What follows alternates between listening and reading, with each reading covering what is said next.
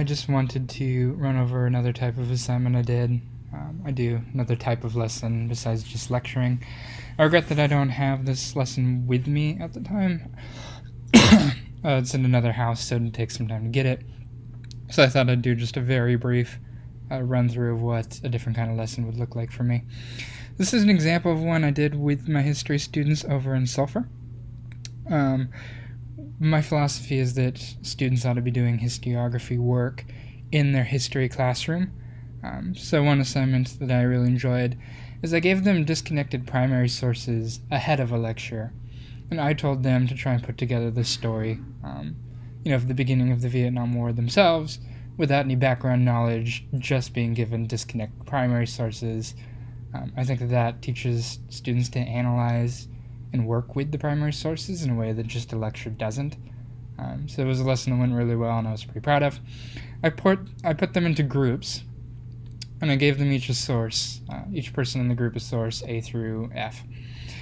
And I told them that they needed to work together as a group, each person analyzing one source.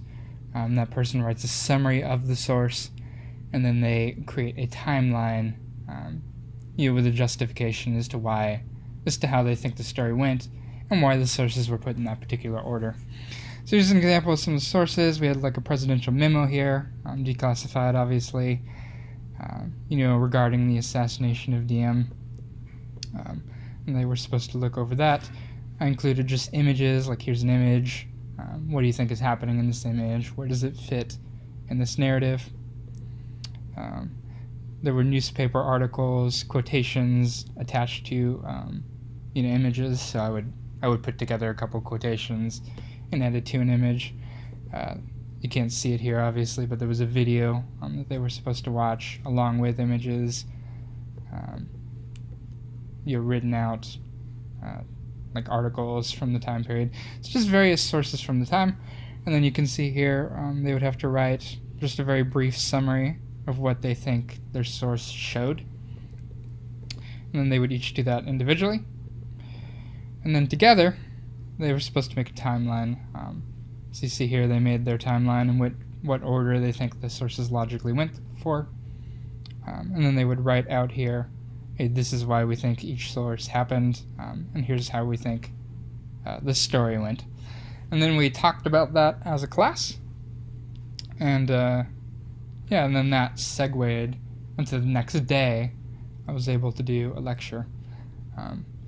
So I definitely wouldn't want to give you all the impression that all I do is lecture. I definitely try and keep a balance between lectures and assignments like this. Assignments that are creative but aren't geared to just be fun. I want assignments to have a purpose, to teach historical skills.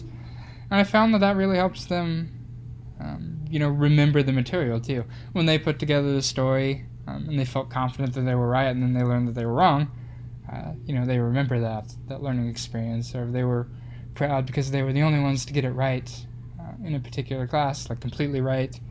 Then that sense of pride sticks with them. I think when they get experience telling the story, it does more for them than just memorizing it. So these are the kinds of assignments they really try and throw their way. So I hope that's helpful for you, and hope to talk with you soon.